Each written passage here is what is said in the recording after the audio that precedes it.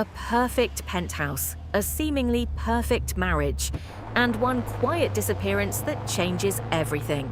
On Christmas morning, Clara Vance vanishes without a trace, leaving behind only an engagement ring and a haunting note, "Do not come looking for me." As journalist Ethan Cole begins to investigate, hidden secrets start to surface: betrayal, lies, and a powerful family slowly falling apart. Julian Vance believed he controlled every part of his life until the truth began to reveal itself. This story reminds us of one powerful lesson: silence is not always weakness. Sometimes it is the strength to walk away and begin again. If this story moved you, please support the channel with one like and one share to help us stay motivated to create more dramatic stories for you. Thanks for watching. The nursery was still, the San Francisco skyline a glittering web of distant lights, and on the polished onyx of the nightstand lay her wedding ring beside a legal filing that would shatter his real estate empire. "You built this world," the note read. "Now you can live in it alone." He was on a private jet to Vail with his star architect while his pregnant wife pieced it all together. The exclusive ski chalet, the commissioned sculpture, the woman he'd promised a future that was already hers. But he never saw this coming. She didn't scream, she didn't call his board members. She simply disappeared with his legacy before the winter storm hit. And what she orchestrated next became the stuff of whispers and warnings. If you believe that every betrayal comes with a price tag, then like this video and stay with me, because this one's for you. The nursery was complete. Now, Isabella Vance stood in the entrance, clutching a small, antique, wooden music box she'd restored herself. Her thumb traced the smooth, uncarved space where her son's name was meant to be. She whispered into the silence, her voice cracking on the words, "He didn't just take our last Christmas, he burned the blueprints of our entire future, and I was too damn trusting to even smell the smoke." But that devastating clarity was still hours away. Our story starts on the morning of Christmas Eve, when Isabella still trusted in the flawless life she shared with her husband. The Vance penthouse, cantilevered over the San Francisco Bay, was a monument to architectural ambition. Snow flurries danced past the panoramic windows, dusting the city in a serene white. Tasteful minimalist garlands lined the window frames, their platinum ribbons the precise shade Marcus Vance's brand consultant had approved as synergistic with their lifestyle. Inside, a 14-foot fir tree was sparsely decorated with hand-blown glass ornaments from their trips to Milan and Kyoto. Isabella, now 8 months pregnant, had been awake before dawn, choreographing another perfect day. She'd confirmed a catered brunch from their favorite Michelin star chef. She'd wrapped his gifts in Japanese raw silk paper, and she'd just finished a video call with their contractor about the final soundproofing for the nursery. Everything was managed. It always was. She was on a low, steadying stool, adjusting a delicate glass star on the treetop, when she heard his purposeful stride. Marcus appeared, already wearing a tailored cashmere coat, his expression focused. His leather duffel was at his feet. He looked dynamic, powerful, and a universe away. He always did. "You're heading out now?" Isabella asked, stepping down carefully. "I thought the flight to Denver wasn't until the afternoon." He walked across the expansive room and placed a swift, dry kiss on her cheek, not her mouth. She felt the familiar, tiny rejection, but dismissed it. "I moved it up," he said. "The storm system moving into the Rockies is looking worse. It's better not to take the chance." She nodded, but a cold knot formed in her stomach. Marcus didn't avoid chances. He dominated them with ruthless planning. This felt like an escape. "Are you certain this land deal couldn't be postponed?" she asked, her tone intentionally light. "It's our last holiday before the baby arrives, Marcus. They won't even know the difference." But we will. He let out a soft sigh. The sound she knew was the prelude to an ironclad verdict. Isabella, you know the stakes. This Vale Summit project is a legacy play. If I close this, our family's position is secured for a century. I'll be back on a charter Christmas night. I promise. She wanted to scream. She wanted to tell him she'd sidelined her own career as a concert pianist for this family, that she had weathered months of morning sickness and anxiety by herself, that she deserved a husband who was present. But Isabella Vance didn't make scenes, she perfected them. She absorbed the discord and played a flawless melody. Fine, she said, her voice wavering just slightly. Just be safe. Marcus gave her the disarming smile that had won over city planners and her own guarded heart. He placed a hand on her round stomach, his gaze softening into what she willed herself to believe was devotion. I will make this up to us. A month in Lake Como after he's born. How does that sound? Just us three. I'll have my AI assistant, Oracle, handle everything. She let the fantasy calm her. It's okay. Go close your deal. He grabbed his briefcase from a console by the door.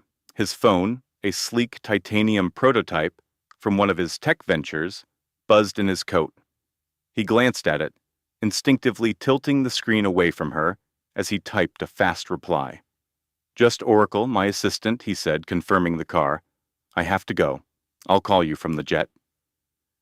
She watched him walk away, hugging her belly against a sudden chill that had nothing to do with the snow outside. Marcus, she called as he opened the door. He paused. I love you. A flicker of impatience crossed his features, so fast she almost imagined it. Love you more, he said, and the door clicked shut. Isabella stood in the vast entryway for a long moment, listening to the whisper of the private elevator descending. The silence of the penthouse was immense, a physical pressure. She returned to the living area, adjusting a single glass ornament on the tree. Her own reflection looked back at her from the dark window, a woman who seemed tired, strained, and older than her 31 years.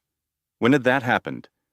The baby gave a sudden, hard kick, a tiny anchor in her ocean of dread, and she walked toward the nursery, looking for sanctuary. Inside the nursery, the air smelled of chamomile and fresh linen. She ran a hand over the smooth, blonde wood of the crib. Your father has to go conquer a mountain, little one, she whispered. But don't you worry. We're going to have the most beautiful Christmas, just us. She tried to make it sound like a promise, but it came out sounding fragile, like a plea. Her eyes landed on a digital photo frame on the bookshelf from their wedding 2 years ago. Marcus, looking at her like she was his most prized acquisition, and Isabella, looking at him like he was her entire world. She had believed it with every part of her being. She thought she had finally found a safe harbor. Her laptop, resting on a changing table, chimed with a notification. She assumed it was Marcus, letting her know he was at the airfield. It was from her sister, Ava, the godmother-to-be. Merry Christmas Eve. How's my favorite little maestro doing? Isabella smiled and typed back, conducting a full symphony on my bladder. Marcus had to fly to Colorado for a last-minute deal. Ava's reply came back instantly. A real estate deal in Vale on Christmas Eve? The bluntness of the question made Isabella's breath hitch. She typed back, yeah, a huge development. You know how he is. Ava's reply was a single word. Suspicious. Call me if you need anything. Isabella set the laptop aside and began refolding tiny cashmere bodysuits, the soft fabric a small comfort against her creeping dread. She inhaled the calming scent of the room and pushed the suspicion away. It was Christmas Eve. Her husband was closing a legacy deal. He loved her. She repeated the phrases in her head like a prayer. Everything's fine. Everything is fine. Everything is fine. But as the afternoon faded to evening and the city lights began to ignite below, a voice in her gut knew it was a lie. Christmas Eve settled with a heavy, profound quiet. The penthouse, her sanctuary, now felt like an opulent prison. Alara had sent one text to Marcus, but it remained undelivered. She told herself it was poor reception in the mountains. She told herself he was in meetings. She told herself lies to drown out the screaming of her own intuition. On the console table by the door lay his old tablet, the one he had replaced last month. He must have left it behind in his hurry. She picked it up, meaning to plug it in for him, when the screen lit up. It was still logged into their shared cloud drive, the one labeled Vance Family Archives. A new document had been synced just an hour before. She tapped it, her blood turning to ice. A full purchase agreement filled the screen. It was for a 5-year lease on a penthouse apartment in the new Vale complex, and it included a reservation for a private ski chalet for the next 5 days. Vale, not Denver for a day trip. Her mind couldn't connect the pieces. The room started to spin. Her heart hammered against her ribs like a trapped bird. It's a mistake. It has to be a corporate asset, a system glitch. It had to be anything other than what it was. With trembling hands, she scrolled through the documents in the folder. The cloud drive, designed for seamless integration, had linked all related transactions. There was a charge from last week at a prestigious San Francisco art gallery for a commissioned sculpture titled Our Summit. Next to it, the gift note had been transcribed into the order, for my Simone, to the top, together, I love you. And then she saw it, the final document, a wire transfer from a private account sent last month as the first payment on the Vale penthouse, leased for 6 months in the name of Simone Rousseau. Her fingers went numb. She typed the name into a search engine. Simone Rousseau, Vance Development. The first result was an architectural journal's feature story, the visionary architect behind the Vance Summit. The photo showed a woman with sharp, dark hair and an intense gaze, standing beside Marcus on a construction site. He was looking at her with a kind of raw, unguarded admiration that Isabella hadn't seen directed at herself in a very, very long time. A digital chill, colder than the Seattle rain outside, settled deep in Amelia's soul.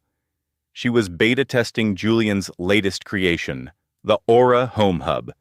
Its main feature was transcribing ambient audio for security logs. While searching the logs for a misplaced vendor number, she found it. A call from his home office 2 days ago. A glitch had failed to redact the personal content. The transcription was flawless, sterile, and utterly devastating. He was speaking to a woman named Nina about a trust in the Caymans, and then the line that stopped her heart. The pregnancy complicates the optics, but the timeline holds. We launch in Q1, then I'm out. The life she believed she was building wasn't just flawed, it was a simulation, and it had just crashed.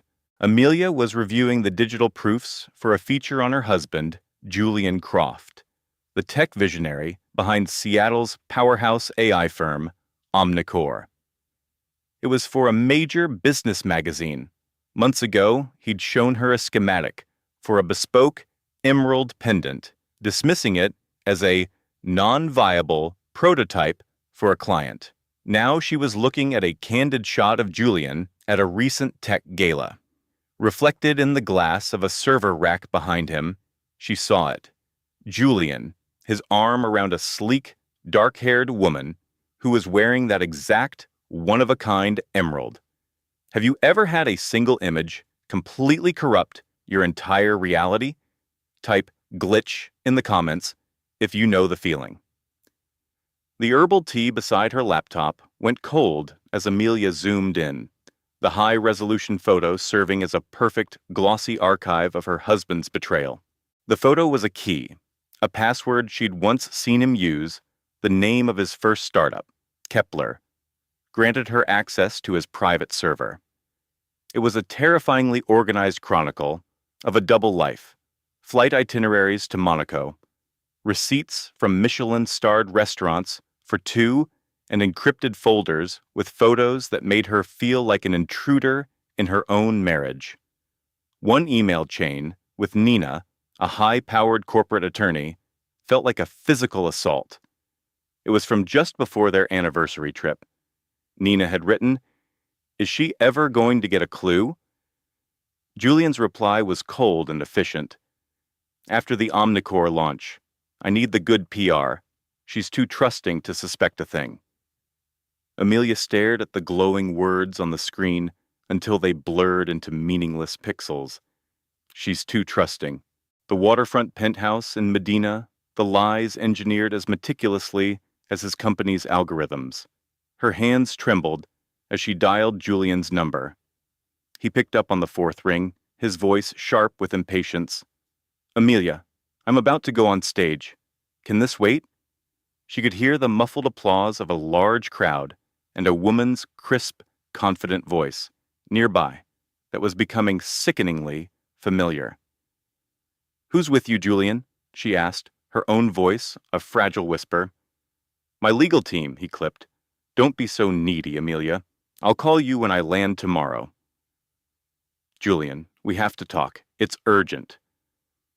A long, annoyed sigh echoed down the line. "Whatever you think is urgent can wait. I'm speaking to 5,000 people in 5 minutes." "More urgent than your wife, who is 7 months pregnant with your child?" She wanted to scream.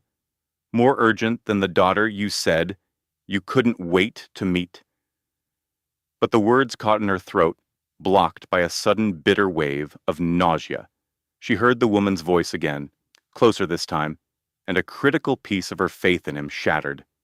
"Listen, I have to go," Julian said. "Have a good night." The line went dead. Amelia sat in the vast, echoing silence of their glass-walled mansion on the lake. The smart lights he'd programmed glowed softly, utterly indifferent to the complete collapse of her world.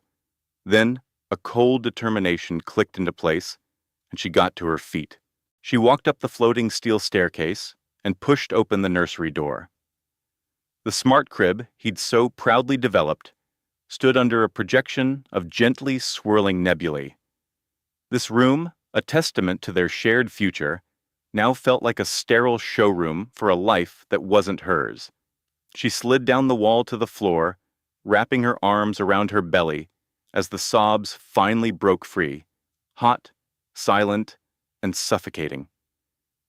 She cried for the future she had invested everything in, for the man she thought was her partner, and for the life that was now just a collection of corrupted data. When the storm of grief passed, it left something solid and sharp in its wake. Not rage, not sorrow. It was resolve. She picked up her phone and called Maya. Her older sister answered immediately. "Amelia, you sound awful. What's wrong?" Amelia's voice was unnervingly calm, a quiet hum against the hurricane inside her. "I need you. Julian is not the man I married. He's not even a reasonable facsimile." Maya arrived from Portland before the sun rose, her beat-up Subaru filled with an overnight bag, and her forensic accountant's brain already running the numbers. Neither of them had slept. They sat at the massive quartz island in the kitchen, the city lights of Seattle still twinkling across the water. Their conversation, a low, intense buzz. As the pale dawn broke over Lake Washington, Maya's tone was all business. "Show me everything. Start from the beginning." Amelia turned her laptop around. She had used the long, dark hours to compile a dossier of his deceit. Decrypting financial records from his server, taking screenshots of every damning email, and building a precise timeline of his affair. This wasn't the peaceful night she had planned, but it would be the first night of her new life. Maya scrolled through the evidence, her expression hardening with every file. The lease agreement for a condo in Monaco, the wire instructions to an offshore shell corporation. The messages that laid out a 10-year strategy that had no mention of Amelia or their child. Finally, she looked up, her eyes hard. This isn't just an affair, Amelia. This is a meticulously planned exit strategy. I know. No, you don't, Maya said sharply. These transfers, he's using shell corporations to convert marital assets into untraceable crypto. By the time he serves you papers, he'll claim he's nearly broke. You have to move. First and fast. Amelia clutched her lukewarm mug. What do you mean? Maya leaned in. Guys like Julian, with their level of wealth and public image, they don't just cheat. They execute hostile takeovers of their own lives. When the wife finds out, the money is already gone. The lawyers freeze what's left, and she's stuck in a legal battle she can't afford. We have a prenup, Amelia whispered. He insisted it was just a formality to protect the company. Maya let out a short, bitter laugh. Of course he did. His lawyers wrote it to protect his existing assets. It says nothing about future earnings or intellectual property, which is where he's hiding everything. The good news is, you're entitled to half of all marital earnings, but only the half we can find and prove exists. Amelia looked at the mountain of data on her screen. So what's my first move? Maya's answer was immediate and absolute. You disappear, tonight, before he gets home and realizes the system has been breached. Disappear? Where would I even go? Our family's old cabin on Orcas Island. It's been empty for years. It's totally off the grid, no cell service, nothing that connects back to you. Only we know where it is. Amelia shook her head, her hand instinctively shielding her stomach. I can't just run away. It's not running away when you're protecting your unborn child and your future from a predator. You have every legal right to be there. What you don't have, Amelia, is the luxury of time. The words hung in the air of the hyper-modern kitchen. Amelia glanced at the sleek, integrated appliances she'd never loved, at the temperature-controlled wine wall and the voice-activated espresso machine. She had tried to make this place a home, but it had always just been his showcase. If I leave, she said, her voice thin, everything shatters. My whole life. Maya put a steady hand on her shoulder. Do you really want to stay? In a life built on a fraudulent code, with a man who is planning to delete you and your daughter from the equation? Amelia thought of Julian's face in the gala photo, of the emerald necklace he had lied about, of his cold, dismissive voice on the phone, treating her and their unborn daughter like a temporary bug in his operating system. No, she said, the word feeling solid and real in her mouth. I don't want to stay. Good. Let's get to work. They moved with swift efficiency. Amelia packed only things with history, following Maya's guidance. Her passport, birth certificate, her laptop, with the downloaded files, the baby's first ultrasound pictures, and her mother's worn leather-bound journal. The one thing she owned that had no connection to Julian. She left the designer clothes. She left the smart jewelry. She packed only the fragments of herself. Maya handled the tech and finances. A max cash withdrawal from a small credit union account Julian had forgotten about. A cheap, untraceable flip phone from a gas station. A paper map with a route to the ferry terminal that avoided all major highways and surveillance cameras. As Amelia carried the last duffel bag to her car, she paused at the door to his home office. The sleek, minimalist space was his sanctuary. She saw the awards lining the shelves and the glow of multiple monitors. She walked back into the kitchen, pulled the heavy platinum wedding band and the custom smart ring from her finger, and placed them directly on top of the Aura home hub. Then she took a sticky note from a drawer and wrote 4 words. The system works perfectly. She placed the note next to the rings and walked out of the house without a single look back. Her daughter kicked. a strong, reassuring thump against her ribs. "Time for a system reboot, little one," she whispered, her hand on her belly. "Just hours." She climbed into her car and met Maya's gaze, who was watching from the porch. "You're sure about the cabin?" Maya gave a firm, resolute nod. "I'll text you the cabin's address on the burner phone. Speak to absolutely no one. I'll begin wiping your digital trail first thing on Monday morning." Maya nodded. "Thank you for doing this, Zoe. You can thank me when you're drinking hot chocolate in the Upper Peninsula, completely safe." Maya started the SUV, its engine a quiet hum in the pre-dawn stillness. She cast one last glance at the Gold Coast penthouse, a perfect glass facade that concealed a deeply rotten core. Then she pulled away from the valet stand and drove south, heading into the frigid Chicago dawn, abandoning a life that was nothing more than a beautiful lie, and taking the only thing that was real with her.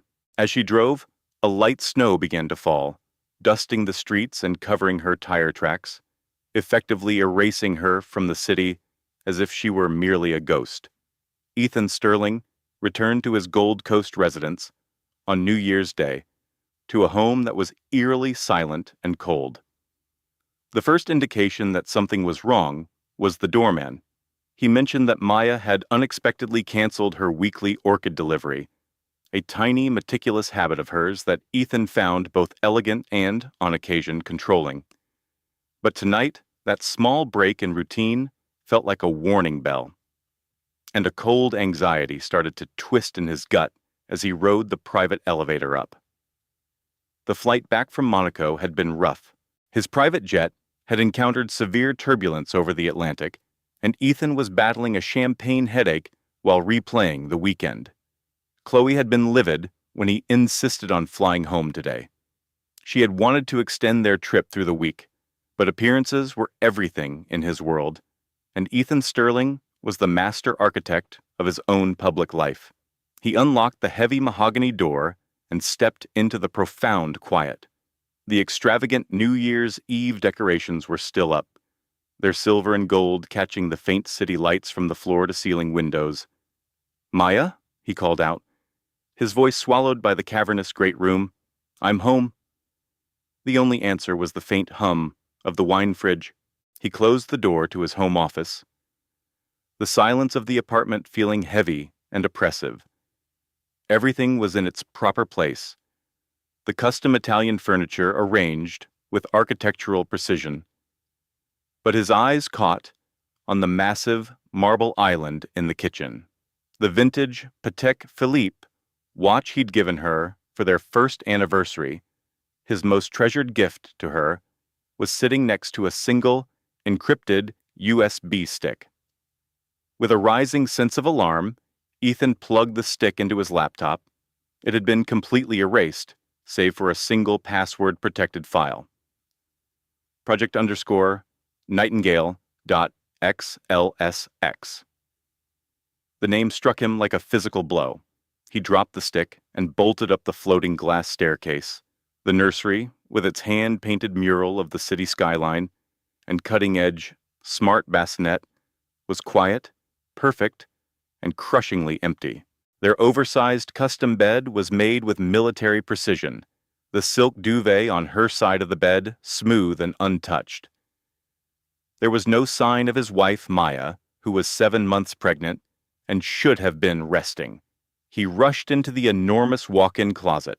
Her practical, rugged duffel bag was missing, while her collection of designer luggage sat there, pristine and untouched. The vault, where she kept her grandmother's priceless jewelry, was open and empty. A cold knot formed deep in his stomach.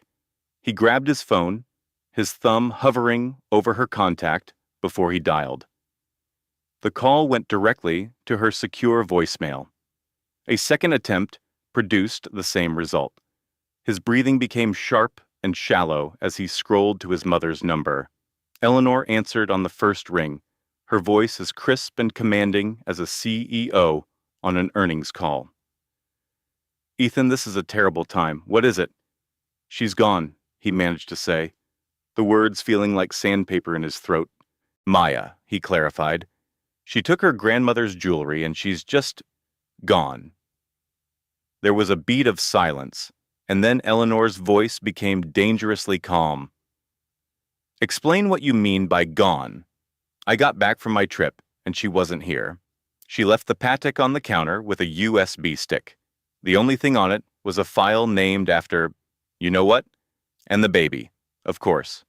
I see, Eleanor said, her tone now filled with a gathering storm.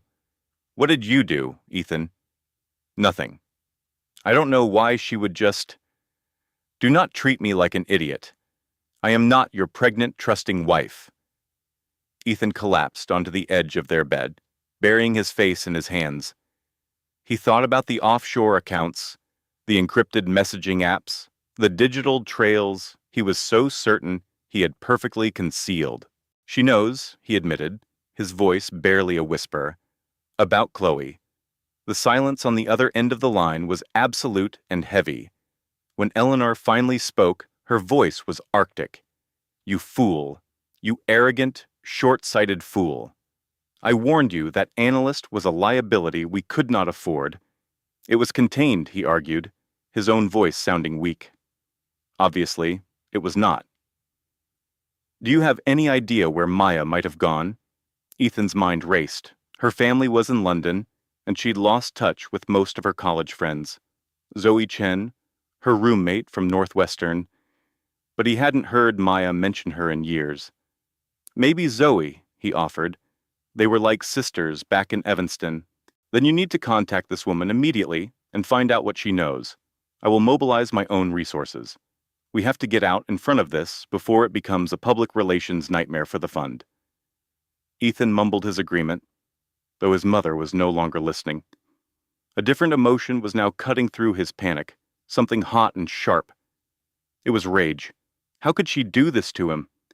How could she take his son, his heir, and just disappear, without even giving him a chance to explain, to manage her, to control the situation? He had given her a life beyond her wildest dreams, a penthouse on the Magnificent Mile, a name that opened every door in Chicago. And this was how she repaid him? Mother, he said, his voice hardening into something cold and solid. Find her. I don't care about the cost. Eleanor's reply was swift and certain. I have professionals who specialize in exactly these situations. It will be handled with the utmost discretion.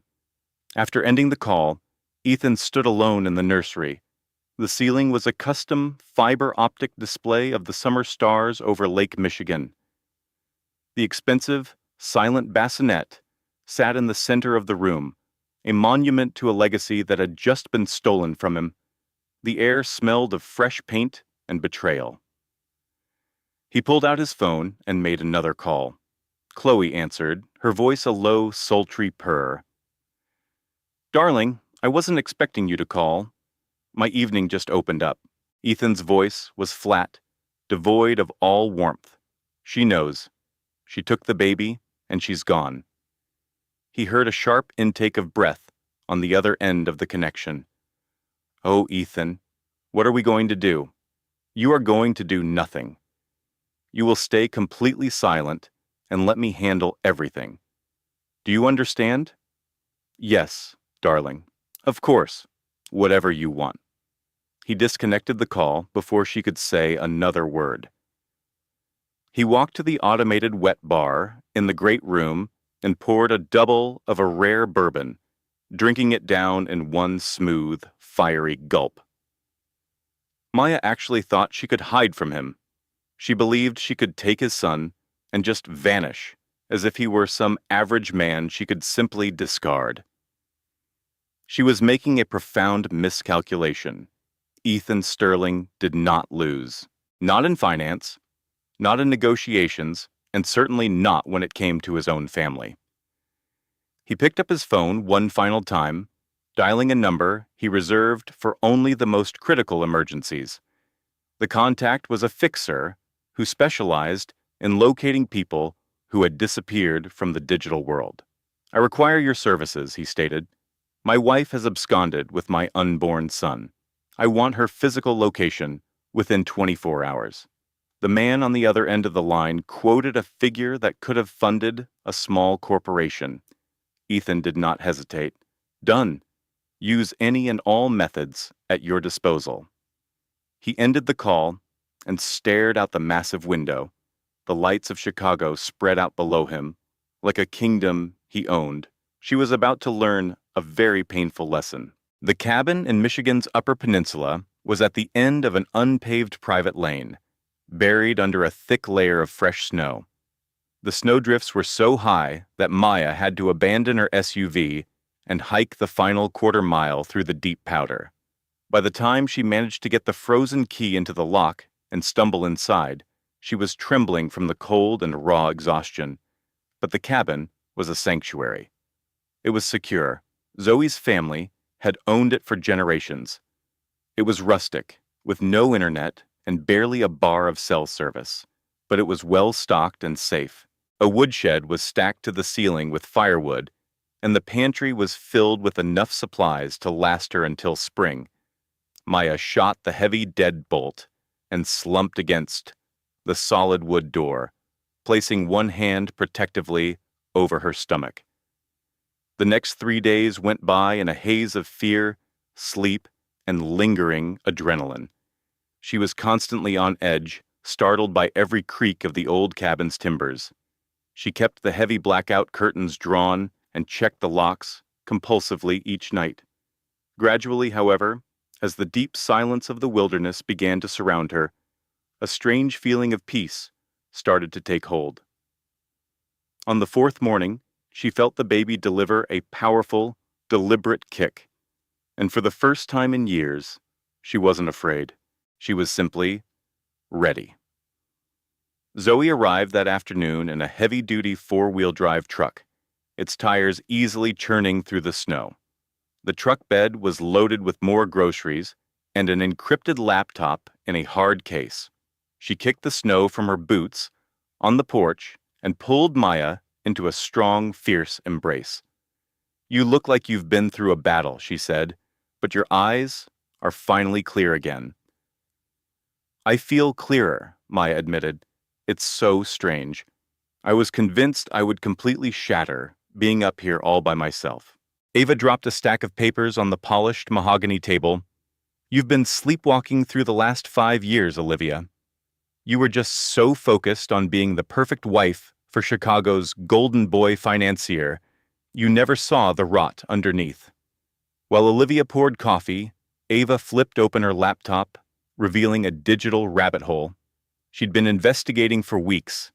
There were deeds for properties in the Cayman Islands Olivia had never heard of, and wire transfers to obscure art dealerships in Geneva. It was a labyrinth of financial deceit that made his affair feel almost trivial. For the past 3 years, he's been using fine art auctions to clean his fund's dirty money, Ava explained, tapping a complex diagram on the screen. These pop-up galleries he invests in are designed to close, making the purchases look like catastrophic losses. When he decides to divorce you, he'll claim he's nearly bankrupt. You'll be left with scraps. Olivia stared at a spreadsheet. What are we talking about in total? Conservatively, he's siphoned off at least $40 to $50 million that should belong to you and his investors. The figure was breathtaking. She knew Julian could be ruthless in his trading, but she'd never imagined criminality on this scale. "And it's worse than that," Ava said quietly. "I started digging into Lena Vogel. She's not just some gallery owner he was sleeping with. An anonymous offshore LLC, one of his, provided the seed money for her entire gallery 2 years ago." "What are you saying?" "I'm saying she wasn't an accident, Liv. She was an asset. He was setting up his new empire, just waiting for the right moment to erase you from the picture." A cold dread washed over Olivia.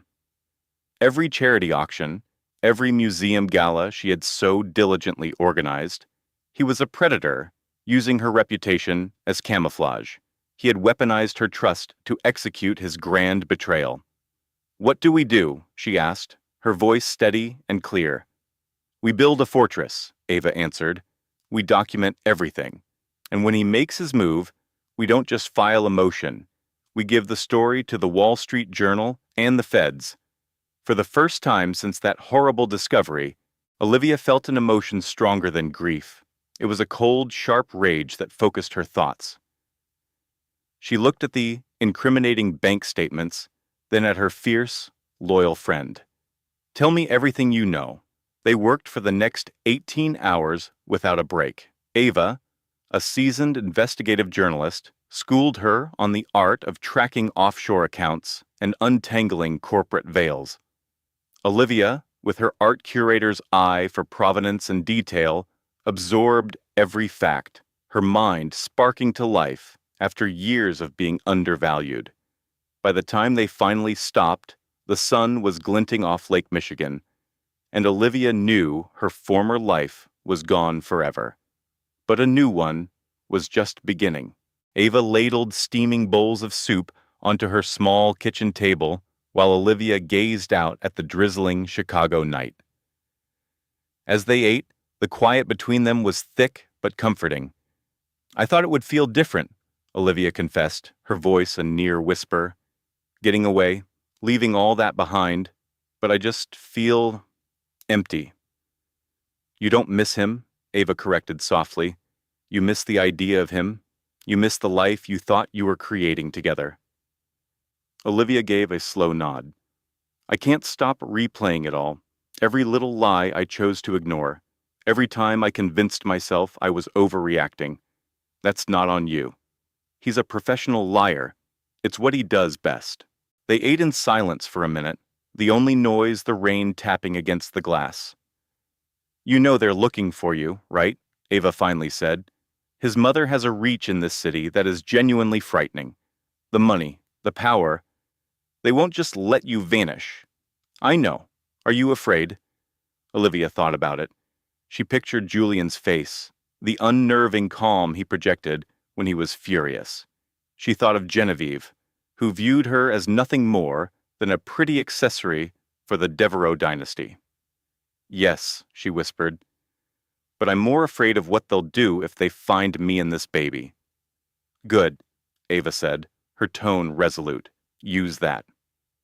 Outside, the rain washed over the city lights, making them bleed into the darkness. Olivia rested a hand on her stomach. For the first time, she let herself picture a life that didn't revolve around Julian Devereux. It was a terrifying, uncharted territory, but it also felt like finally breathing after being held underwater for years. She whispered it into the shadows of the little apartment, a promise to herself and the child inside her. We are going to be fine.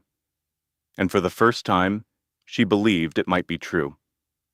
A series of hard, deliberate knocks on the door shattered the 3 o'clock in the morning peace. It had been nearly a week since she ran, and the old Wicker Park brownstone should have been silent. Instead, the sound echoed down the hall like a summons. The insistent knocking came again, sharper and more demanding. Olivia slid out of bed, her heart hammering a wild beat against her ribs. The cold wood floor shocked her bare feet as she crept to the door and looked through the peephole. 2 men in dark, tailored suits stood in the dimly lit corridor. They weren't police, but they exuded an air of cold corporate power. Oh God, no, not this soon. Her hands shook so much she could barely grip her phone as she tried to dial Ava, who was out on a late-night assignment. The call went to voicemail. Olivia tried again, her thumb fumbling on the screen. It was no use. She pressed her eye to the peephole again, and her blood turned to ice.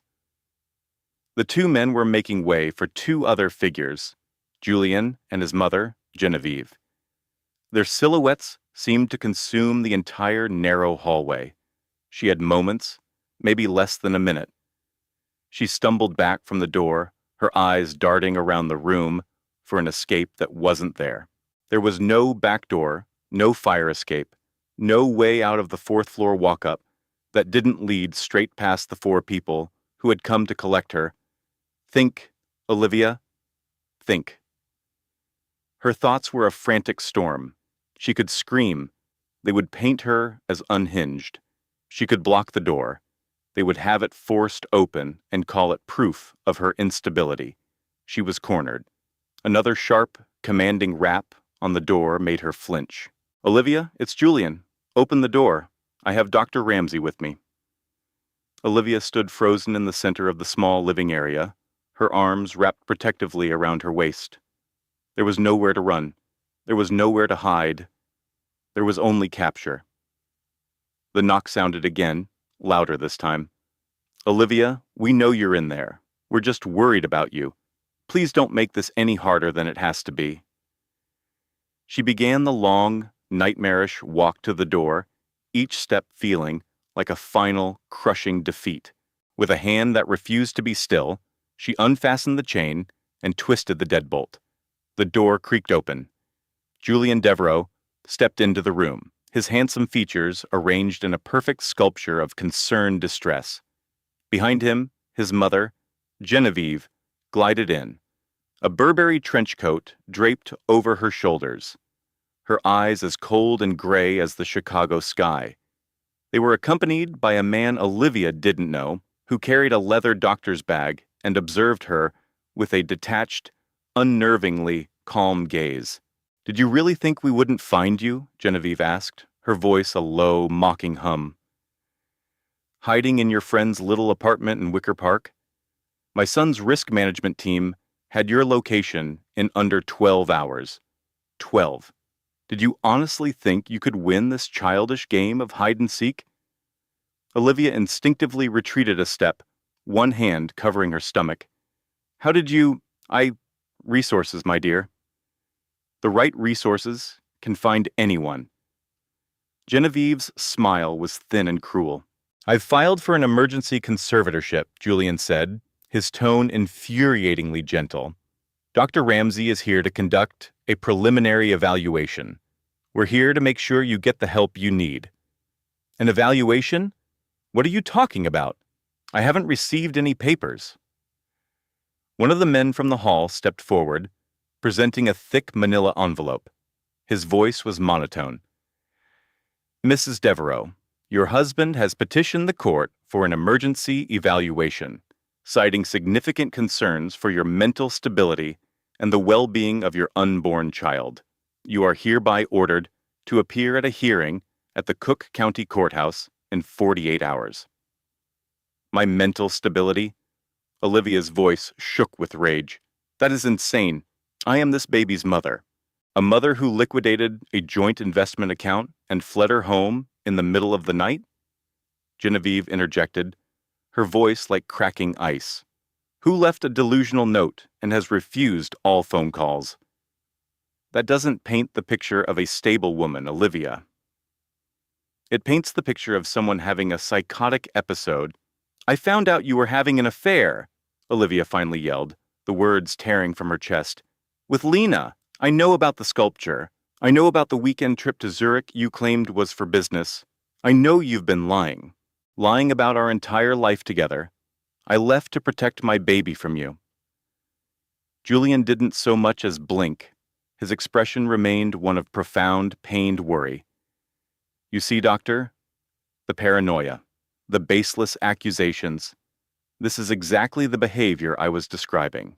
The man with the doctor's bag finally spoke, his voice disarmingly pleasant. "Mrs. Devereaux, I am Dr. Ramsay, a forensic psychiatrist. Your husband has retained my services to offer the court an objective, professional assessment. The most sensible thing for you to do right now is cooperate. Just come back to the penthouse, Ava. Let's not do this here," Julian urged, his voice a low, placating murmur. Ava's eyes flickered from Julian's mask of concern to his sister Genevieve's icy satisfaction, to the lawyer's detached expression. She searched their faces for a shred of doubt, of humanity, of any belief in her side of the story. She found none. They were a unified force, an impenetrable wall of influence, presenting a narrative that had already cast her as the villain. "What am I supposed to do?" she whispered, her voice barely audible. "You have 48 hours to respond to the petition," the lawyer stated, his tone flat and procedural. "Should you fail to do so, a default judgment may be entered. Given the circumstances, Mr. Vance will almost certainly be granted sole custody of the child upon birth." Ava felt the plush carpet of the museum's private lounge shift under her feet, the entire gilded world tilting off its foundation. The life she had so carefully built, the security she thought she had, the fierce, protective love for her unborn son. It all evaporated into the climate-controlled air. Genevieve stepped closer, her expensive floral perfume, a scent Ava once associated with family holidays, now seeming suffocating and venomous. Her voice was a silken threat. "Come home, Ava. Be the supportive wife. Let the family handle the optics. If you fight this, if you make this messy, I will personally fund a media campaign for the next decade that will paint you as an unfit mother so thoroughly that you'll only ever see your son in a supervised government room. Is that what you want for your firstborn?" Ava instinctively cradled her stomach, where her son floated, blissfully unaware of the corporate-style takeover being staged for his life. To the Vance family, he wasn't a baby. He was the next generation asset, the continuation of a dynasty, a thing to be managed. A primal scream built in her chest, a desperate urge to run, to find an ally in the glittering party just outside the door. But Genevieve was right. They had the power, the connections, the story already written. They controlled everything. "Fine," she choked out, the single word feeling like swallowing broken glass. "I'll come back." "We knew you would make the sensible choice," Victoria said, her smile as thin and sharp as a scalpel. "You were always such a practical girl." While the lawyers discussed filings and motions, while Julian signaled for his driver to bring the car around, while his mother gazed at Ava's pregnant stomach as if it were a prized acquisition, Ava made a silent promise. This wasn't a surrender. She had been cornered in a place she helped fund, but the war for her child was just beginning, and she would burn their perfect, polished world to the ground before she let them win. The Apex Center was a shrine to digital empires, all sleek glass and brushed steel, where the San Francisco sun fought to penetrate the mirrored windows. Inside, the only sound was the quiet hum of billions of dollars being managed and multiplied. Ava sat on a minimalist suede sofa in a conference room on the 40th floor. Her hands clenched into white-knuckled fists. Her lawyer, Liam, sat beside her, his expression a tight coil of outrage as he scanned a document on his tablet. "This is a preemptive strike," Liam hissed, his voice low and furious. "Judge Connolly, the one assigned to your hearing, is on the board of the Vance Foundation. He vacations with Julian's father in Aspen. He was ethically bound to recuse himself." "He won't," Ava said, her voice hollowed of all warmth. "They've accounted for every variable. We need to file for his recusal immediately. They'll deny it. Then we appeal to a higher court." "With what money, Ava? He's frozen every asset, every joint account." Liam looked at his client, at her pale, determined face, and felt his professional composure begin to fray. He was quickly learning they weren't just fighting a husband. They were taking on an entire corporate dynasty that operated with its own set of rules. The doors to the family courthouse opened with a heavy groan. A bailiff called their case number. Ava rose, her legs trembling slightly, and walked toward the room where her future was scheduled for demolition. The courtroom felt more like a corporate boardroom, paneled in a dark, intimidating gray oak. Julian was already seated at the opposing table, flanked by a woman known in legal circles as the silencer, Evelyn Reed. Julian deliberately avoided her gaze, staring straight ahead, the very picture of a heartbroken and worried husband. Seated in the gallery directly behind him was Sophia, watching the proceedings with the placid focus of a predator that knows its meal is already trapped. And next to her, looking crisp and professional in a tailored suit that highlighted her own pregnancy, was the woman carrying his other child. Seeing her there, in this place, was a physical blow. All rise for the Honorable Judge Connolly. The judge entered, a man with a mane of distinguished silver hair and a look of practiced gravitas. He gave a brief, almost imperceptible nod to Julian's table before letting his eyes glide over Ava and Liam with complete indifference. We are here today to hear the emergency petition regarding the parental fitness and future custodial rights pertaining to the unborn child of the Vance-Donovan union. He looked toward Evelyn Reed. Miss Reed, you may begin. Evelyn rose, her presence commanding the room's attention. Your Honor, my client, Mr. Julian Vance, is here today out of a grave and urgent concern for his unborn child. On March 5th, his wife, Ava Donovan, after a complete emotional collapse, fled their Pacific Heights home in the middle of the night, severing all contact and exhibiting profoundly unstable behavior. Ava had to physically restrain herself from shouting that the truth was on a cloud server in a file named Project Legacy, detailing his entire, cold-blooded deception. But Liam's hand on her arm was a silent, urgent warning. Wait, Ms. Reed continued smoothly, holding up a thick, bound document. We have also obtained a preliminary psychiatric assessment from Dr. Marcus Thorne, who is prepared to testify that Ms. Donovan's recent actions are consistent with a severe antenatal psychological crisis, indicating paranoid ideations and posing a potential risk to the child's safety upon birth. Ava leaned over, whispering fiercely to Liam, I met that man for 5 minutes at a charity dinner 2 years ago. I know, he whispered back, we'll impeach his testimony. But when Liam stood to object, Judge Connolly waved it away with an irritated flick of his wrist. The assessment was requested by a concerned spouse. Your objection is noted, counsel. The next hour dissolved into a nightmarish performance of legal theater. Sophia Rossi was called to the stand, not as a witness, but as the star of the show. She identified herself as the head of public relations for Vanguard Capital, and then proceeded to weave a tale of Ava's descent into what she called alarming emotional volatility over the past year. She grew obsessively distrustful, Sophia said, her tone a perfect blend of professional concern and personal sympathy. She began fabricating elaborate conspiracies about Mr. Vance's business and personal life.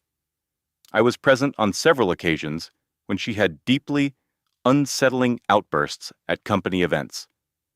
Ava stared at the woman who had helped orchestrate her life's destruction, and who was now committing perjury to steal her son, and a profound, icy coldness began to spread through her veins.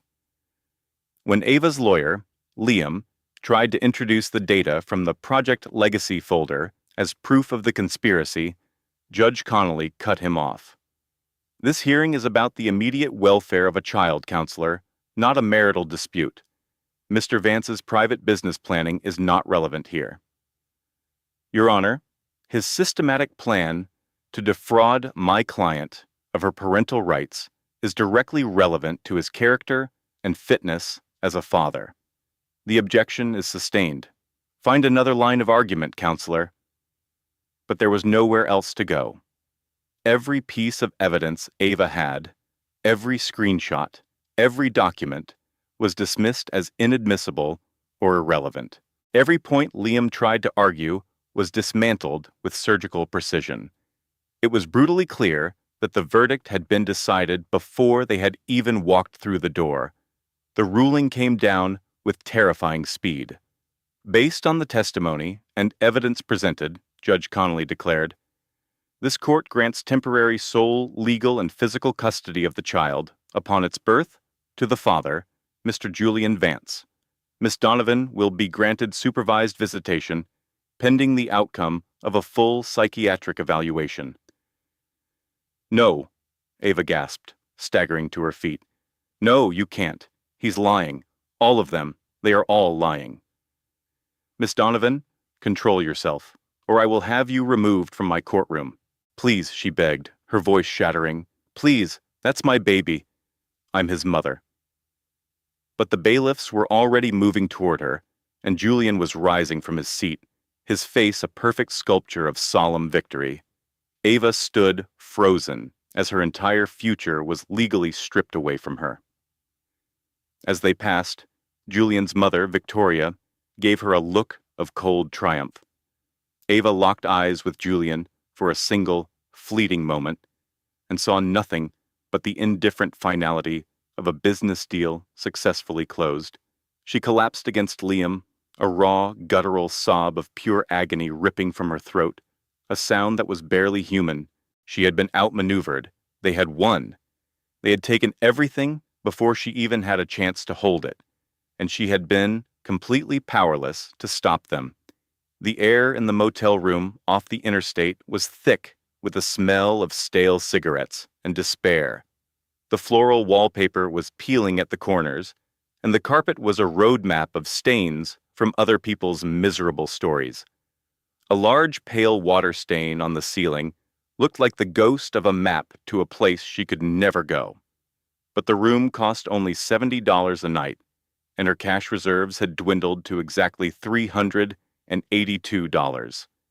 It had been 1 month since that day. 1 month of waiting for the inevitable, of living under the shadow of a court order that would turn the birth of her son into the day she lost him, and soulless corporate meeting rooms where she was permitted to embrace her own son for 2 hours while a court-appointed monitor, paid by her husband, noted every whisper, every kiss. 3 weeks of sleeping in a rundown motel after he had the locks on their penthouse changed. 3 weeks fueled by bitter vending machine coffee and granola bars, trying to chart a new existence when every single path was barricaded. Julian's legal team moved with breathtaking speed. They used her prepartum anxiety to argue for an immediate freeze on all their shared finances. They had her legally barred from their sprawling Lakeshore Drive apartment. They argued it was a corporate asset, vital for his tech company's operations. They had successfully framed her frantic drive to her sister's house as a reckless endangerment of their child, proof of her deteriorating mental state. They had dismantled every pillar of the life she knew, one by one, until only rubble remained. And that afternoon brought the most crushing blow of all. Alara sat on the sagging mattress, staring at the legal document her lawyer had just emailed her. The message shone from her phone, its words sprawled across the screen like the final verdict in a show trial. A key witness, a former executive assistant at Julian's company, had withdrawn her entire testimony. In a new sworn declaration, she now alleged that Alara Vance had tried to bribe her into manufacturing a story of infidelity against her husband. The statement was airtight, brilliantly constructed, and utterly devastating. He got to her, David had said on the call, the weariness heavy in his tone. I don't know what he used against her, Alara, but it worked. She was our only solid proof of a premeditated smear campaign. What about moving the case to a different jurisdiction? Motion denied. Judge Peterson is staying on, and the ethics complaint we filed against him vanished into thin air. His influence runs too deep, Alara. I've never seen a case this locked down. So, what's our next move? The silence that hung on the other end of the line was a palpable weight. I don't have one. There are no moves left. I am so deeply sorry. Alara ended the call and just sat, consumed by a stillness that felt heavier than stone. Through the grimy motel window, the world continued as if hers hadn't just imploded. Cars streamed along the expressway, their headlights slicing through the dusk. A neon sign for a tavern across the street flickered on. It offered cheap beer and the game on a big screen. Out there, someone was living an ordinary life, stressing about ordinary things, reading their kid a bedtime story without being watched by a stranger. She fumbled for the TV remote, her thumb clicking through channels she couldn't see. Then, a segment on a local business channel made her heart stop. Chicago's Tech Innovator of the Year. The feature was about Julian, standing at a podium during an awards gala, the sleek logo of his data firm, Nexus Dynamics, projected behind him. He was charming, powerful, and completely untouched by the destruction he had caused. His bespoke suit was perfect, his smile radiating confidence. He looked like a man who had never known a day of struggle in his entire life. And standing right next to him was Annalise Thorne, her hand resting pointedly on a small but distinct baby bump beneath her designer gown. She was beaming, glowing with the tranquil joy of a woman who had secured her victory. The anchor's voiceover stated, Tech titan Julian Croft with his partner and company COO, Annalise Thorne, who are expecting their first child together. Ilara heard the phrase echo in her mind. Their first child. First child. As if her son, Leo, had been wiped from existence. She felt like a forgotten character in the grand story of Julian Croft, when he was supposed to be the center of hers. She pictured her son, Leo, asleep in a guest room of that cold, minimalist penthouse, cared for by nannies, not by his mother.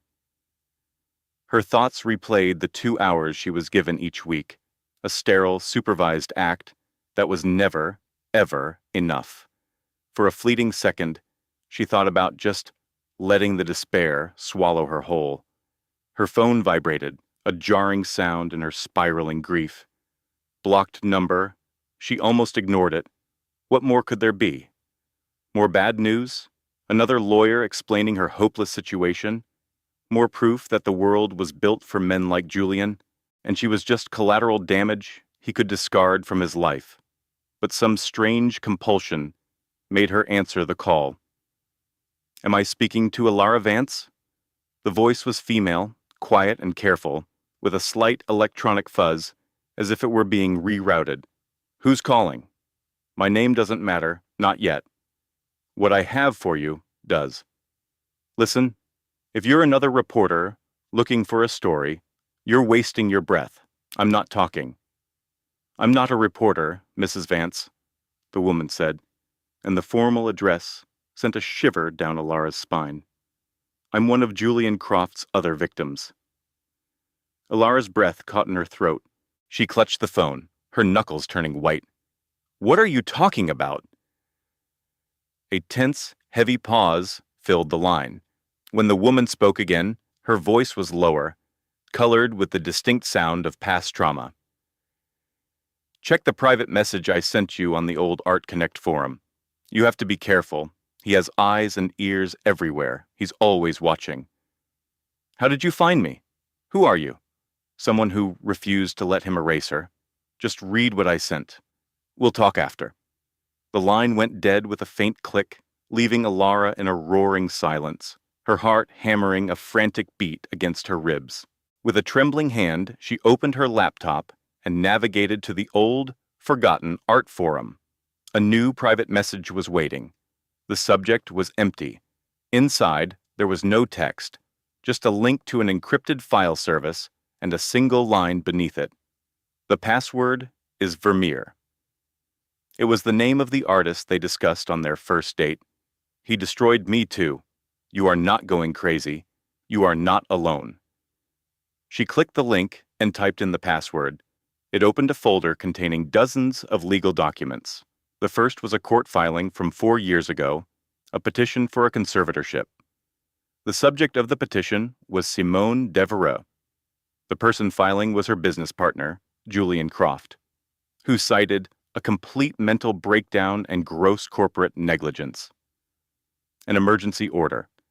Ilara felt a chill seep into her bones. Julian had a partner before he struck out on his own. His mother had once mentioned her, a brilliant but difficult woman who had a breakdown and disappeared after selling her shares. A real shame, his mother had remarked with a dismissive gesture. Not everyone is cut out for the kind of pressure Julian thrives under. But Simone Devereaux hadn't just disappeared. According to these files, her own partner had leveraged his influence to have her declared mentally incompetent. She was confined to a private clinic for 3 months, heavily medicated and legally barred from speaking to her own legal team or relatives. She was only let go after she signed away her 50% stake in their startup for almost nothing and agreed to a non-disclosure agreement so severe it practically deleted her from the tech world. After she was released, she vanished.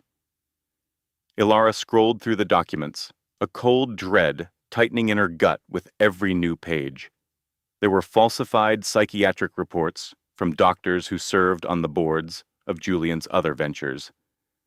Wire transfers showing Julian had emptied their company accounts a day before the court hearing, and sworn statements from employees that were obviously coerced and later sealed by a judge in his pocket. The last file was a draft of a letter, written by Simone to a journalist, but apparently never sent. He systematically made our entire professional circle believe I was losing my mind, it said.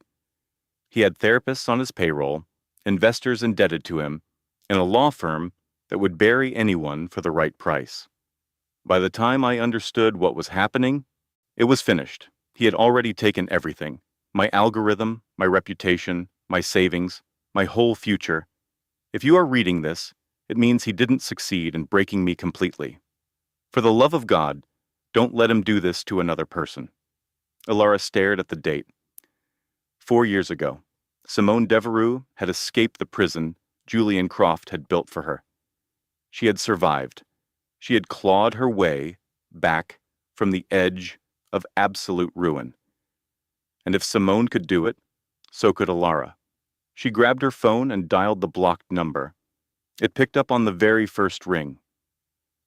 "Tell me everything," Ilara said, her voice no longer a fragile whisper, but the sharp, decisive sound of ice forming.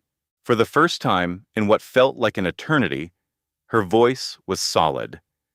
"Tell me everything." The woman on the other end now called herself Simone, a name she had reclaimed for herself. She had cast off her former life like an old coat, leaving it behind with everything else Julian had tainted. She explained to Ilara that she lived a quiet life now in a small town in Wisconsin, a digital specter who had meticulously wiped her existence from the internet. It had taken her 4 years to heal her mind, to learn to trust her own perceptions again, to build a life that wasn't defined by his betrayal. Yet she had never really looked away. For years, Dr. Anya Sharma had maintained a quiet, encrypted watch on Julian Croft's corporate footprint.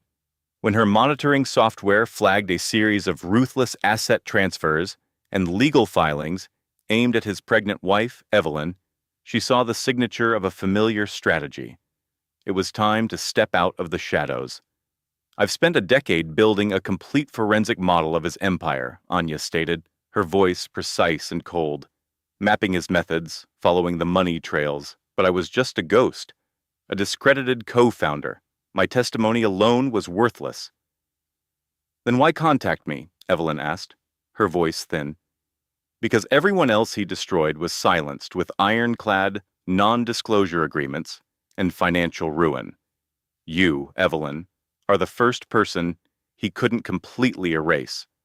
I realized that if we could merge my data with your reality, we might finally have the leverage to dismantle his entire world." That first video call lasted nearly 4 hours.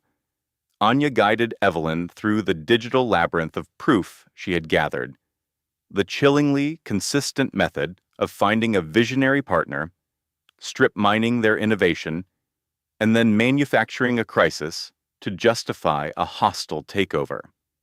He did this to a game developer before me, Anya explained, a brilliant coder named Leo Petrov.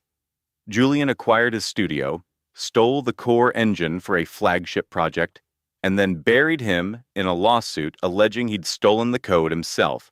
And before Leo, there was a biotech researcher he funded. He took her gene sequencing algorithm, patented it under his own holding company, and left her with nothing. How many people has he done this to? Evelyn whispered, a cold dread seeping into her bones. That I can prove with irrefutable evidence? At least 4, but I suspect the true count is much higher.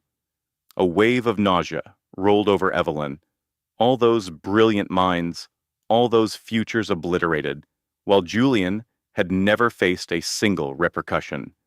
His family's immense wealth and legal machinery had created a bubble around him, transforming his cruelty into a celebrated business model. "What is our next step?" she asked, her voice trembling with a newfound rage. "We deliver this to the one person who has been trying to build a case against him for years." 2 days later, Evelyn found herself in a stark federal building on Dearborn Street in Chicago, sitting opposite a man named Marcus Thorne. He was a federal prosecutor with sharp, tired eyes and the quiet gravity of a man who had seen the corruption of the city's elite up close and was no longer impressed. "Mrs. Croft," Thorne began, his tone formal and direct, "I've had an ongoing inquiry into your husband's venture capital practices for almost a decade.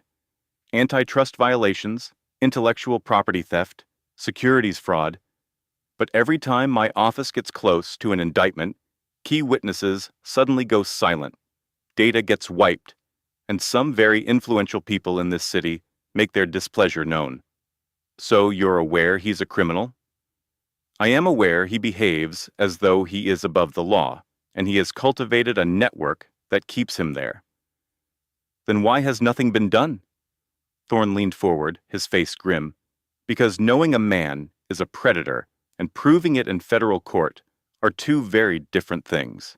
I need a source from inside his personal life, a witness with direct knowledge who is willing to testify.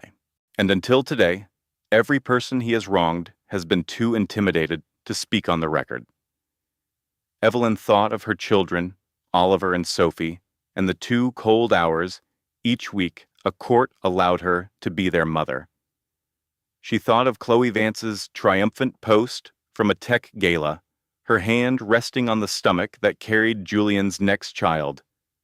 "I'm not intimidated anymore," Evelyn declared.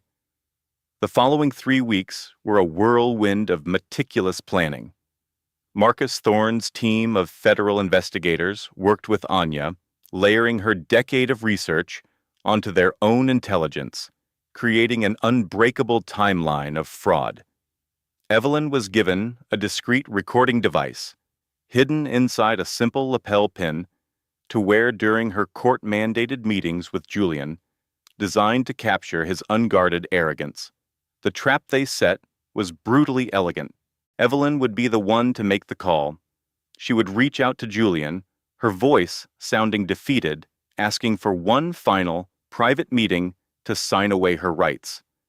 His monumental ego would find it impossible to refuse a final opportunity to witness her surrender. And when he arrived, radiating victory and expecting to see a broken woman begging for terms, he would instead find a reckoning. The meeting was set for a Saturday afternoon on the top floor of his new flagship office tower in Fulton Market, a monument of glass and steel.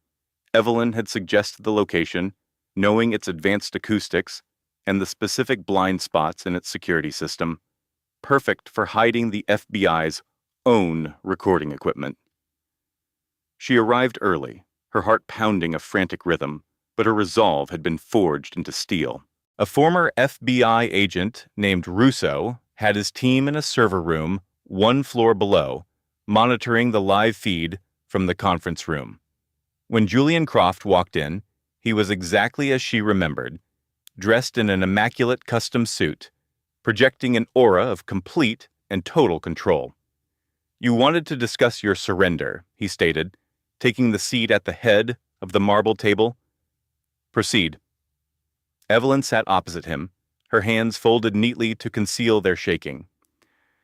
"I want to see my children," she said, her voice a low murmur. "I miss them." "Then stop this pointless drama," he replied with a smooth, dismissive wave. "Come back home. You know your role." "My role?" Julian's smile was a precision instrument, the very one he had used to convince her she was his partner in life. Now she saw it for what it was, the cold, empty glint of a predator. "You were never meant to be a co-founder," he explained, his tone patient, as if instructing a slow learner.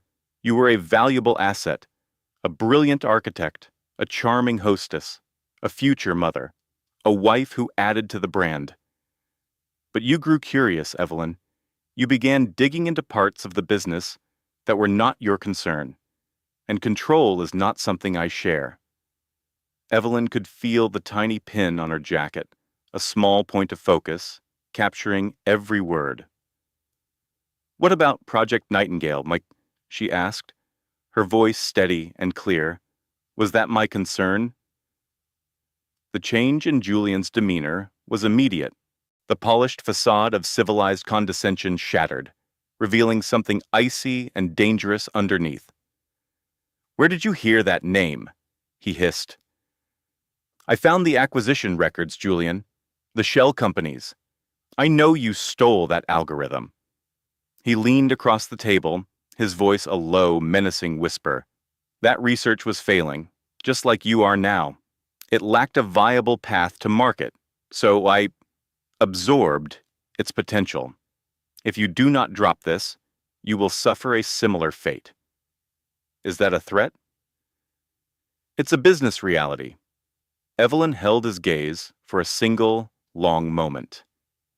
Then she looked directly at the orchid arrangement on the credenza, where she knew a camera was hidden. "I think the U.S. Attorney's Office has everything it needs," she said, her voice now ringing with authority. The conference room doors swung open. FBI agents filled the entrance, and for the first time in his charmed and shielded life, Julian Croft looked utterly and completely shocked. The arrest of the tech mogul on charges of wire fraud and conspiracy sent a shockwave through the industry. Tech blogs and financial news networks interrupted their programming as he was led in handcuffs from the lobby of his own building, his face a mask of disbelief and pure fury. The footage went viral, ricocheting through every venture capital firm and startup incubator, endlessly analyzed by pundits. Tech visionary Croft arrested in federal raid.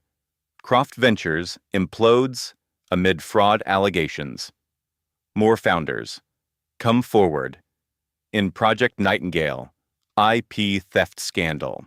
The list of charges was stunning. Conspiracy, wire fraud, intellectual property theft, and as one of Julian's former lead engineers came forward with a server's worth of documentation, followed by two other startup founders Evelyn had never even heard of, the case became a landmark event. It was no longer a bitter divorce. It was a public trial of the tech world's most toxic practices. Marcus had warned Evelyn that the legal fight would be long and brutal, a war of attrition, and that Julian's legal team would try to bury them in motions to protect him. But some victories came swiftly. 3 days after the indictment, Chloe Vance was filmed by paparazzi leaving a high-end consignment shop, having attempted to sell a six-figure timepiece Julian had given her. A federal injunction froze every asset he had ever placed in her name. Her wellness brand, built on a narrative of holistic entrepreneurship, but secretly funded by Julian, collapsed in a firestorm of social media ridicule. Her tearful, rambling live-streamed apology became an iconic meme, a lasting monument to her spectacular downfall. the foundation for empowering women in tech. She had recently launched to great fanfare. Forensic accountants revealed it to be a shell company used for funneling money. Catherine Croft, Julian's formidable mother, found herself ostracized from the Chicago society she had commanded for decades. The boards of the Art Institute and the Symphony delicately requested her resignation, and lifelong friends who once jockeyed for invitations to her galas suddenly had full calendars.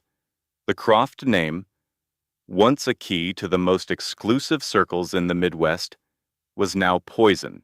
For Evelyn, however, the only win that truly mattered came 6 weeks later, in a Cook County family courtroom that felt a million miles away from the glass tower where her world had been shattered. A sharp, pragmatic judge presided over the hearing. She had meticulously reviewed the evidence from the federal case, listened to the damning recordings from Julian's office, and read the FBI reports. Then she delivered her ruling. Sole legal and physical custody of the infant child, Leo Vance, is hereby granted to his mother, Elara Vance.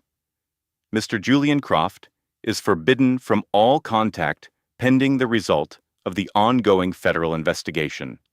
Additionally, this court finds Mr. Croft in violation of the prenuptial agreement through acts of egregious financial misconduct, thus rendering the agreement null and awarding the petitioner substantial punitive damages and sole ownership of all primary marital assets. Elara felt the judge's words settle over her. Sole custody. Finances secured. She had done it. David squeezed her shoulder, the firm pressure a welcome tether to this new reality. The sterile quiet of the Family Services Center felt suffocating, but Clara's world narrowed to the sound of a latch clicking. A social worker guided a small boy into the room. Leo saw her almost instantly. His face, pinched with worry for weeks, broke open in a radiant smile as he wrenched his hand free. "Mama," he cried, a sound that was pure sunlight. "Mama, you're here." It was the anchor she'd been drifting without. He repeated it, a desperate, joyful chant. In a heartbeat, Clara was moving, sinking to the floor to catch her son as he crashed into her, a raw, ragged sob tearing from her chest with the force of a storm. Iris, her infant daughter, cooed softly from the car seat next to her as Leo wrapped his arms around her neck, his small hands knotting in her hair. "I'm right here, sweet boy," Clara choked out, her voice thick with unshed tears. "I'm here, and I am never, ever leaving you again." The year that followed was an act of careful cultivation. Clara took the divorce settlement and moved to a small cottage in a quiet Chicago suburb, miles from the gleam of Julian's downtown penthouses. She bought a struggling local plant nursery, a place of dirt and potential, a universe away from the cold, glass and steel monolith her husband built. It was hers. She found her calling again, using her skills in landscape architecture to design therapeutic gardens for veterans' centers. The work wasn't prestigious and lacked the glamour of Julian's world, but it was honest, and it healed something in her. The baby, a calm little girl named Iris, flourished. She learned to crawl on the soft grass of their own backyard. Her first word was flower, usually mumbled while pointing a chubby finger at a daisy. In a home filled with the scent of soil and the sound of wind chimes instead of brittle silence, she grew into a child who knew she was safe and adored. Clara still had moments where her breath would catch. The sleek design of a new high-rise, the sharp scent of a man's expensive cologne. She still woke up from dreams of locked doors. She still saw Julian's condescending smirk when she closed her eyes too long, but she was rebuilding, one garden at a time, one bedtime story at a time. One crisp autumn afternoon, sitting on a bench in Lincoln Park, while Iris slept in her stroller, a man in a tweed jacket sat on the other end, a worn leather-bound book in his hands. He was named Marcus, a university professor with thoughtful eyes, and a daughter, Sophie, who was a few years older than Leo. He was just enjoying a rare hour of quiet between classes. He didn't ask why she flinched when a sports car revved its engine nearby. He didn't offer empty reassurances. He just read his book, told her a funny historical fact about the park's statues, and eventually asked if she'd like a hot cider from the stand by the conservatory. "Yes, I would," Clara said, and the simple honesty of the words felt like a miracle. Her phone vibrated with a push notification. She glanced at the screen and felt a deep, profound stillness settle over her. Julian Thorne indicted for fraud. All city development contracts permanently revoked. She slipped the phone back into her pocket and looked at her sleeping daughter, at the golden leaves skittering across the path, at the man walking toward her with 2 steaming cups and a gentle smile. He had stolen so much from her, she realized. Her confidence, her financial security, her very belief in the life she was building. But he couldn't steal this. He couldn't steal her roots. Her nursery manager waved from the driver's seat of their delivery truck, and Leo gave a thumbs up from their front porch. Iris toddled across the lawn, her tiny hand carefully holding a vibrant, perfect dahlia she'd plucked. "Mama," she said, offering it like a priceless treasure. "Pretty." Her face was a study in pure delight, and Clara felt a final piece of her fractured soul click quietly back into place, not with a bang, but with a peaceful, resonant hum. She knelt to accept the flower from her daughter. "It's magnificent," she whispered. "Let's go find some more for the kitchen table." Together they walked toward the flourishing garden they had planted, their fingers intertwined. The afternoon sun was warm, the future was an undrawn blueprint, and for the first time in what felt like an entire lifetime, the landscape architect Clara Vance was excited to see what would grow next.